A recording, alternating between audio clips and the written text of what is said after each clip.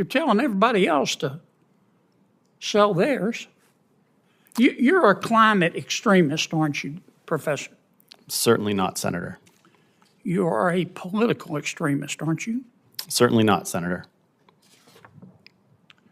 On July 9th of 2024, did you tweet the following, quote, "Honestly, the biggest long-term political problem the Democrats have is that they don't know how to talk to low-information morons," close quote.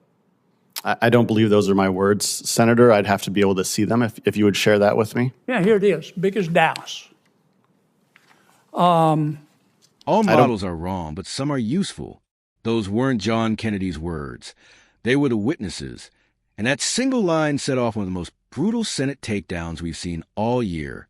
Kennedy looked him straight in the eye and asked a question no Democrat witness ever wants to answer. You're a political extremist, aren't you? Before we dive in, make sure you like this video, subscribe to 50 Patriots, and grab a seat and get comfortable. Let's dive right back into it. And that takes to Senator Kennedy of Louisiana. Thank you, Mr. Chairman. Dr. Keyes, Professor Keyes, are you clairvoyant? Thanks for the question, Senator. No, I'm not. I'm not either. So when you make predictions, these are my words, not yours. When you make predictions that climate change is going to destroy home ownership and the insurance market and otherwise cause the earth to spin off its axis, those predictions are made on the basis of climate models, is that right? The forward-looking forecasts are based on models. My discussion was retrospective and focused on the data we've collected over the last 5 years. If those models are wrong, then your predictions would be impacted, wouldn't they?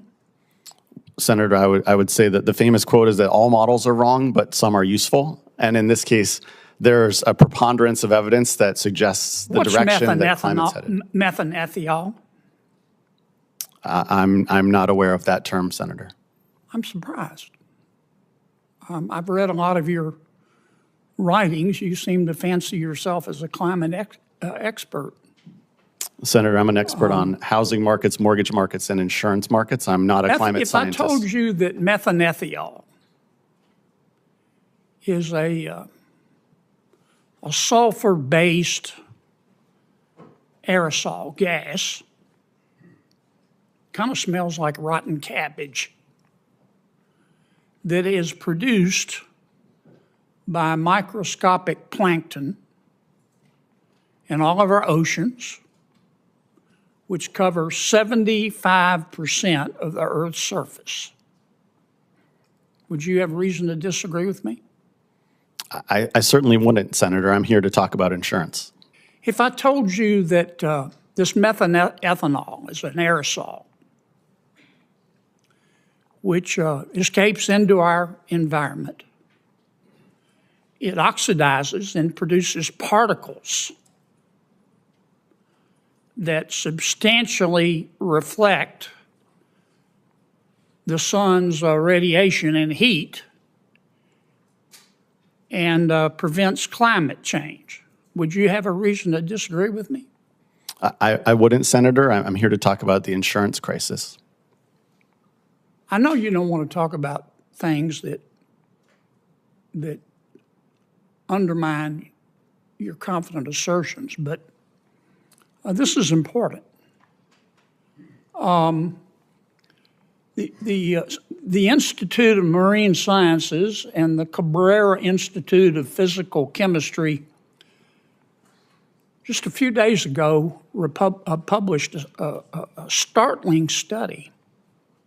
It's being widely reported. And it found that While scientists and these climate change models on which you rely have always known about methanethiol, that now science has discovered ways to better measure it, and that it demonstrates that there's 25% more methanethiol being released into our atmosphere than any scientist ever thought. And that's going to have a huge impact on cooling the Earth, and we're going to have to recalibrate all of our climate change models. I suggest you read it, Doc. I see this essay that you wrote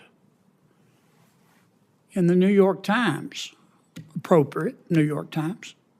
Climate change should make you think home ownership. Did you write that? Yes, I did, Senator. It's pretty bold. You own a home? I do, in a flood zone. Have you sold it? Have I sold my home? Yeah. I live in my home, sir. Oh, well, you're telling everybody else to sell theirs. You're a climate extremist, aren't you, Professor? Certainly not, Senator. You are a political extremist, aren't you? Certainly not, Senator.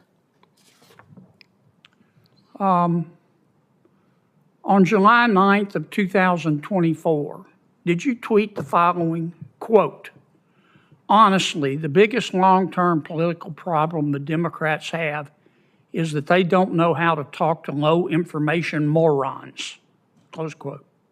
I don't believe those are my words, Senator. I'd have to be able to see them if you would share that with me. Yeah, here it is, big as Dallas. I don't believe those are my words, Senator. You tweeted them. I don't believe that I did.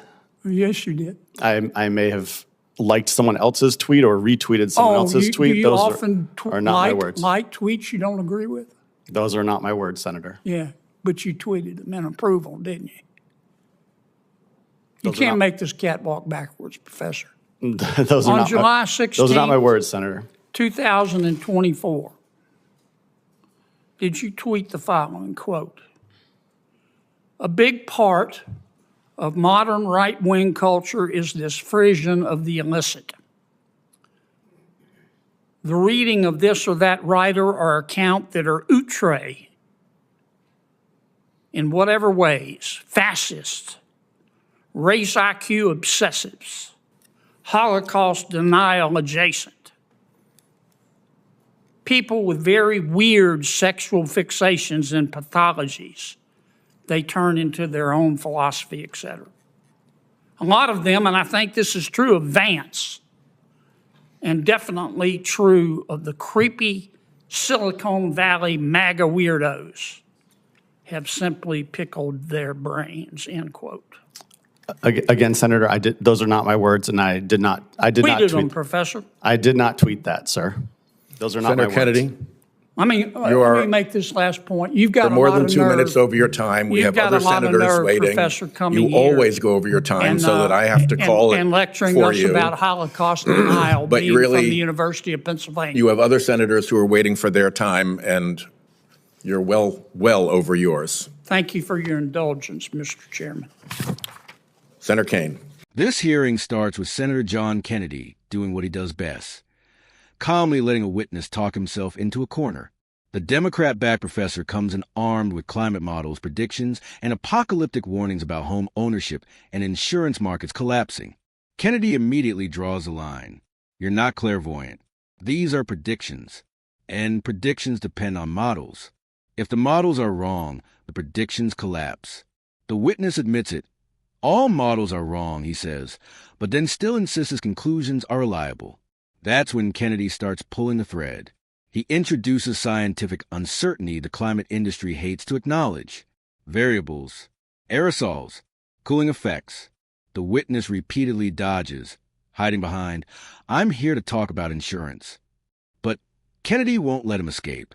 If you're writing op-eds warning Americans to fear climate collapse, you don't get to suddenly plead ignorance when challenged. Then comes the gut punch. Kennedy brings up the witness's New York Times piece urging Americans to rethink home ownership because of climate change. Simple question. You own a home. Have you sold it? Of course not. He lives in it. Kennedy says what millions of Americans are thinking. You tell working families to panic while you ignore your own advice. That's not science. That's ideology. And then the knockout. Kennedy asks if he's a political extremist. He denies it. So Kennedy reads the tweets. Statements calling Americans low-information morons, smearing conservatives as mentally broken and dangerous.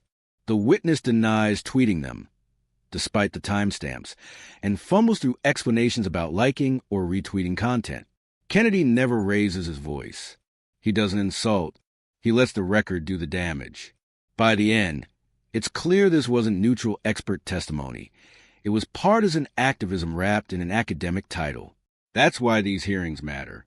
When you strip away the jargon and the models, what you often find is contempt for everyday Americans and policies driven by ideology, not facts. Drop your thoughts in the comments below. Like the video. Subscribe to 50 Patriots. Share this with friends who follow political hearings. And see you in the next one.